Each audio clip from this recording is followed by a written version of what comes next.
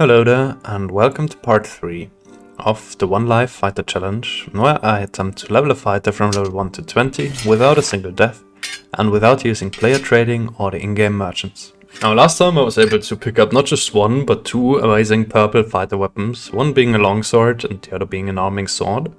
I was able to make it up to level 8, so level 10 is just around the corner, allowing me to equip my third perk slot. I end up deciding to go with the purple arming sword. And I have decided to wait until level 10 to go with a dual wielding build, since for now I value the weapon mastery perk that allows me to equip bows and use throwing knives, more so than the extra physical damage. I would also have to unequip both my chest piece and my helmet, since the Slayer dual wielding perk does not allow you to equip heavy armor anymore as a fighter. While I have a good amount of throwables, my healing is not looking too amazing. I only have 2 bandages and 2 shield potions, so I am definitely going to have to be careful and try not to take too much damage. But yeah, that's enough talking, let's get right into the action. I get to spawn next to the staircase, which is neither particularly close to the shrine loose loot in the south, nor to the shrine room in the northeast. Now, after taking out and looting the first goblin here, I hear another player approaching and the naked rogue just runs right past me, so it pops my sprint and whack him in the back of the head twice and he just dies without fighting back. Little crouch dance didn't help my buddy there, but I wonder what the plan was there. Probably trying to get to the cave troll, but I mean, when I see a naked rogue, I kill a naked rogue, it's as easy as that. This goblin archer is a menace, man. He's a dangerous little boy, standing there in the doorway and shooting arrows through the slits. This guy has some good accuracy right there, but fortunately by now I have some pretty decent armor equipped and it doesn't take too much off of my health anymore. I end up carefully taking out the last archer and I'm forced to use the 2 remaining bandages that I have, so now I'm actually completely out of heals and I'm gonna have to be quite careful until I manage to find some more potions and bandages. Quickly looting everyone, not much interesting stuff to be found. The rogue has a green short sword, which I'm just gonna pick up for once I reach level 10. I might wanna use it as an offhand weapon. Well, things considered, there could be worse spawns. The southwest room, which is just filled with infinite goblins and barely any loot. Although it's a nice room for mining if you're into that kind of thing. And I'm not judging you, but that's definitely not for me. Start taking out some skeletons there. By now the PvE dies very fast to the purple arming swords. Crazy damage. Especially considering how fast its attack speed is and the amazing swing animation that makes it very easy to land headshots on top of that. I do want to reach the room that is 1 floor below me in the middle and check out if there's any elites. And I just quickly double check if I missed any loot on this naked rogue, but this man was literally just, he came in here naked with a weapon ready to rumble. And unfortunately I ended this man's whole career pretty fast. I hear some player footsteps as I get back, and I hear a player taking out a shield potion. So I also take out my own shield potion, and I see a fighter who seems to be in starting gear and start throwing some knives at him, but unfortunately miss all 3 of them. But hey, I have a lot of throwables, and I connected 2 throwing axes, taking out the shield potion and connect 2 hits on him. Well, he hasn't damaged me at all. The other fighter is probably very low and he uses his second wind here. Once again I take out my throwing axe and connect another throwing axe here, and the fighter is probably very hurt at this point. And he hits me once, taking out my shield potion, but I think on the next hit he should fall, and I'll connect a nice headshot and take out the fighter. I probably used a bit too many of my throwables, considering this guy is literally in starter gear, but hey, I would regret if I just died without using every tool at my disposal, and I think this fight is a pretty good example of how much of an advantage you can get from a good use of throwing items. Even if in this particular case it maybe wasn't entirely necessary. But yeah, now I've reached the middle floor. The first bug I kill actually is a blue ring with +2 strength, which is definitely an upgrade for me at this point. The 2 physical healing is not really an interesting stat, but 1.6% physical damage reduction is a fairly decent stat to have as well. I see it's a skeleton mage unfortunately, so I try to make my way to the shrine, but unfortunately crouch a little bit too late and get hit by the trap here. As I get there, I hear footsteps from another player and see that the loose loot has been partially picked up. So I use my shield potion and get ready to engage. I see a ranger, but the ranger runs away immediately and does not seem to be very keen on fighting here. And I try to catch up to the ranger, but he's just running. He is not trying to fight, it seems, and I give up on the chase fairly quickly, seeing as the player is just straight up running away, not even trying to take shots at me or anything, so I'm probably gonna be chasing him for quite a long time if I do commit to that. And honestly, I have some bad experience with chasing rangers and tend to sometimes just get a bit too greedy and take a bunch of unnecessary damage. So considering my healer situation, I think it's a more sensible decision to not chase here, and I get back to the middle room and sit down to regen, and I'm fairly healthy again.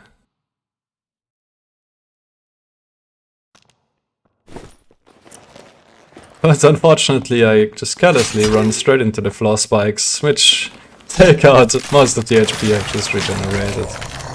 Now here I actually want to try if the invisibility potion completely resets enemies. Or if they just like basically stand there and stare at you until you get back out. And it does seem to work somewhat. But I'm basically just gonna have to break stealth and kill some of these mobs anyways.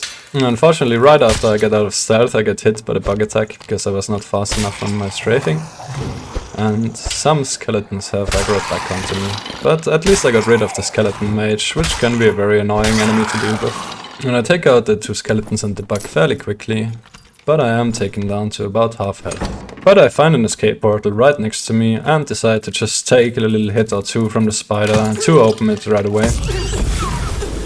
And now use my second wind to just regen my health as quickly as possible. Now with second wind down and still not being full HP, I'm not really looking for another fight in this game, and I'm just gonna take out some of these enemies and see if I can find anything before taking the portal.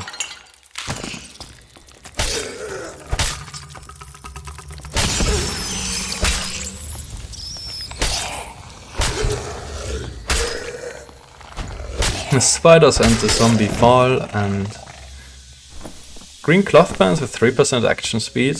Action speed basically corresponding to attack speed in this game. Could be a decent item to equip as well. I'm gonna have to check out what I'm wearing in the pants slot at the moment. Yeah, we escaped from another game and are one step closer to level 10 and using dual wielding. At level 9 here, so one more game and we should be there. But yeah, checking my pants here, they have +1 strength and +1 true physical damage and a lot more armor than the cloth pants, so I do think my current pants are superior. And I'm quickly going to show you guys my current gear before getting into the next game.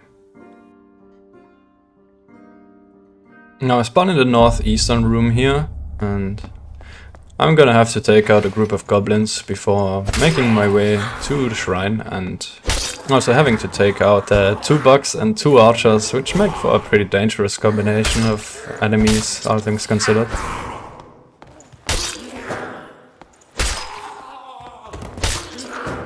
Now this lion's head chest is usually locked, and it is once again, but I have a lockpick and managed to hit it, and it ended up being a bit of an idiot here and just not picking up the crossbow. The crossbow honestly is a ranged option that suits my playstyle better than the recurve bow that I currently have. Even though the recurve bow is a blue item and the crossbow is only green, it would also allow me to drop weapon mastery perk at that point, because just for the ability to use throwing knives, it's not really that important.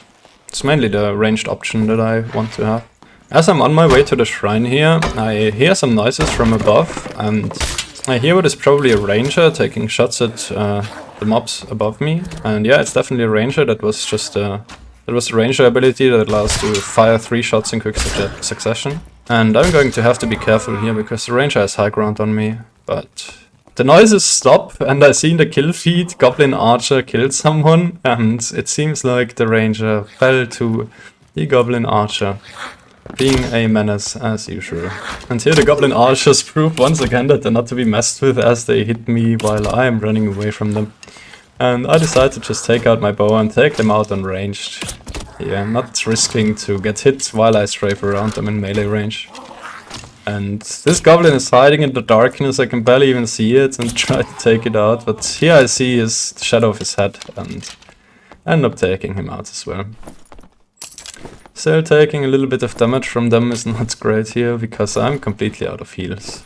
The shrine is a protection shrine, which not the best, not the worst.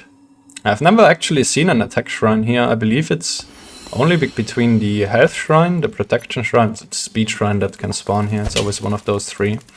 While the shrine in the south is always a protection shrine. Yeah, protection shrine is a very good shrine to have either way. Gives you a lot of physical and magical damage resistance, and if I encounter a player here while it's up, I'm gonna have a big advantage. Find some pretty valuable stuff, but since I can't really use the gold, it's not really too interesting for now.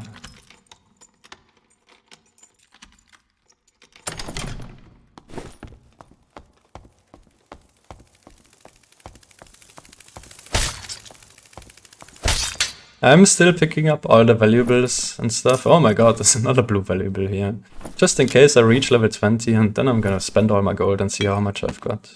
This ranger actually has jewelry and some heals. Yeah, can't complain if the goblins are just delivering free loot to me, basically without even having to fight. And I also decided to pick up a bunch of arrows here, and I can just spam arrows as much as I like, basically, at this point. Yeah, I take out the bandages that I just looted from the ranger and get myself back up to full HP. And I'm also very happy about the protection potion, since I was also completely out of those, and whenever I see a player, I just like to use a shield potion for that bit of extra advantage in the fight. Now the circle is pushing in, so I'm not really too interested in sticking around until the shrine respawns. And I just see if I can find anything interesting in this room. And if I make my way to the bottom floor of this room, there's actually a skeleton champion there. End up having to take out a group of goblins that aggroes onto me as I try to get down there, but it's fine.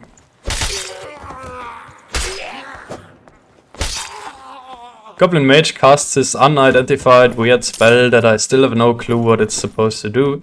But hey, I won't complain if the Goblin Mage is just standing there and not attacking me, because his projectile is actually quite annoying with it. Considering it bounces around on the floor, I've gotten hit by it way more than I would like.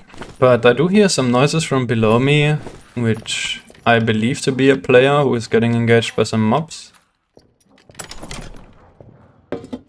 And the chest contains nothing very interesting here. And I decided to just stall a little bit here to try and listen what's going on. And decided to check out my surroundings.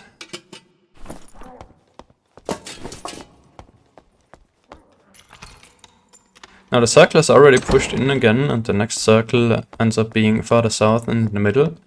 So I actually end up not going downstairs for the skeleton champion here.